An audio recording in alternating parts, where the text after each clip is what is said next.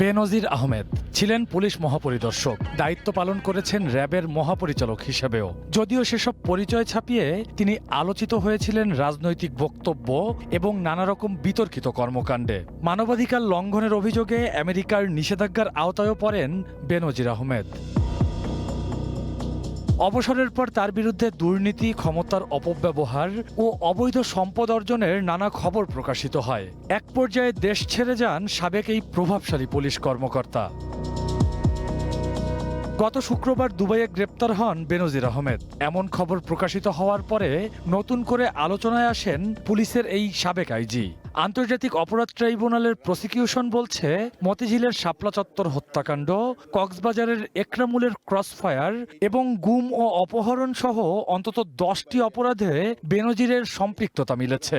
ট্রাইব্যুনালের chief prosecutor বলেন, বেনজির আহমেদকে দেশে ফিরিয়ে আনা হলে তাকে ট্রাইব্যুনালে হাজির করা হবে।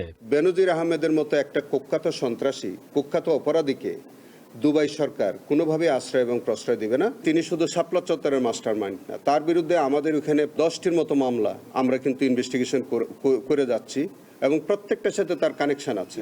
তার বিচারের ব্যাপারে আমাদের ট্রাইব্যুনাল সর্বোচ্চ কঠোর হস্তে এই বিচারটি সম্পন্ন করা হবে। যদিও আরব আমিরাতের সাথে বাংলাদেশের বন্দি বিনিময় চুক্তি না থাকায় বেনজির আহমেদকে ফেরানোর প্রক্রিয়া জটিল বলে মনে করেন সুপ্রিম কোর্টের এই আইনজীবী। তার যে দেশে নাগরিকত্ব আছে ওই সমস্ত দেশে যদি আবার যাওয়ার চেষ্টা করেন কোনো কারণে কোনো কিছু, সেই প্রক্রিয়াটাও সম্পন্ন করে আনতে হবে। এখানে আসলে বিষয়টা নির্ভর করছে আরব আমিরাতের সরকারের উপর, বিশেষ করে। দুর্নীতি দমন কমিশনের মামলায় সংযুক্ত আরব আমিরাতে গ্রেপ্তার হয়েছেন বেনজির আহমেদ।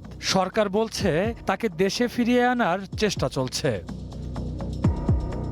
Rakibul Rahat, one news, Dhaka.